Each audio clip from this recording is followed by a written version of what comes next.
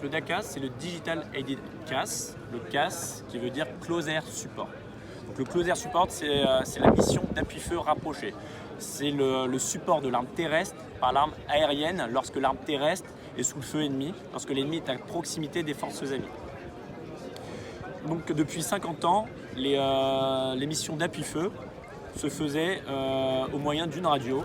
Donc le contrôleur d'attaque terminale, que l'on appelle JTAC, qui est un contrôleur avancé qui est inséré dans les forces terrestres ou dans les forces spéciales, qui est lui en charge de guider le bombardier sur un objectif pour lui faire larguer la bonne bombe au bon endroit, avec le bon cap, avec les bons réglages, tout en évitant les dommages collatéraux, tout en évitant les tirs fratricides.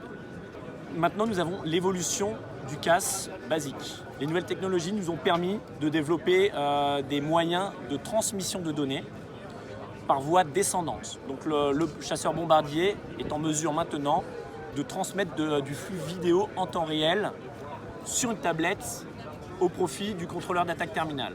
Cela veut dire que le contrôleur d'attaque terminale en temps réel peut voir ce que voit l'équipage. Il y a maintenant la nouvelle évolution, c'est qu'en plus de ce flux descendant, donc que l'équipage envoie au JTAC, et bien que le JTAC maintenant va être en mesure d'envoyer des messages.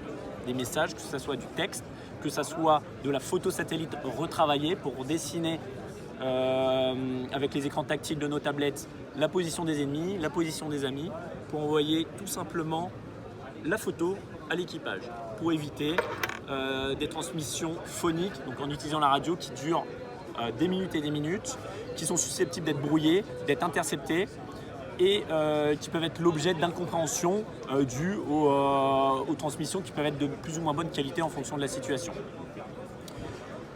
Donc ce Digital Aided CAS permet quoi?